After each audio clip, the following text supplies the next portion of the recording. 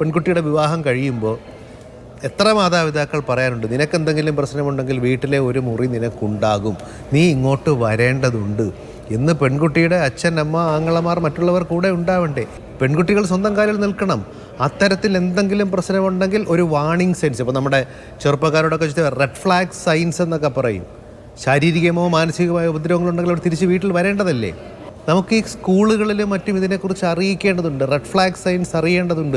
ഇത് വിവാഹബന്ധത്തിൻ്റെ കാര്യം മാത്രമല്ല ഞാൻ പറഞ്ഞത്, ഇതിനേക്കാൾ കൊടിയ പീഡനങ്ങൾ സാധാരണ ബന്ധങ്ങളിലുണ്ട്. അവിടെയൊക്കെ നമ്മളത് കളഞ്ഞിട്ട് പോവാതെ സഹിക്കുന്നവരുണ്ട്. അത് ആൾക്കാരുടെ വ്യക്തിത്വത്തെയും മറ്റുമൊക്കെ ആശ്രയിച്ചിരിക്കും. അതിൽ നിന്ന് നമ്മൾ പുറത്തു വരേണ്ടതല്ലേ? ഈ വിവാഹബന്ധത്തിൽ ഏർപ്പെടണമെങ്കിൽ ഇനിയുള്ള കാലത്ത് ഒരു വിവാഹപൂർവ്വ കൗൺസിലിംഗ് എന്ന് പറയുന്നത് ലോകത്ത് ഒരുവിധം എല്ലാ രാജ്യങ്ങളിലും അംഗീകരിച്ചിട്ടുള്ളതാണ്. നമ്മുടെ നാട്ടിൽ വനിതാ കമ്മീഷൻ നടത്തുന്നുണ്ട്.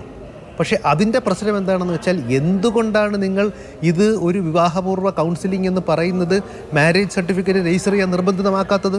ശാരീരിക ബന്ധത്തിൻ്റെ ഒരു വശമില്ലേ? സാമൂഹികമായ ഒരു വശമില്ലേ? സാമ്പത്തികത്തിൻ്റെ ഒരു വശമില്ലേ?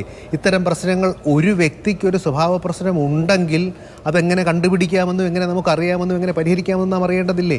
അതിൽ നിന്ന് പുറത്ത് കിടക്കാനുള്ള മാർഗ്ഗങ്ങളെക്കുറിച്ച് അറിയേണ്ടതില്ലേ? ഇനിയും എനിക്ക് തോന്നുന്നു വിസ്മയുടെ ചർച്ചയ്ക്ക് നമ്മൾ ഒരുമിച്ച് ഇരുന്നതാണ്, ഇനിയും ഇത്തരം എത്ര ചർച്ചകൾ നടത്തേണ്ടി വരുമെന്നും എങ്ങനെ ഈ സമൂഹത്തെ ബോധവൽക്കരിക്കേണ്ടതുണ്ടെന്നും നമ്മൾ ആലോചിക്കേണ്ടതുണ്ട്.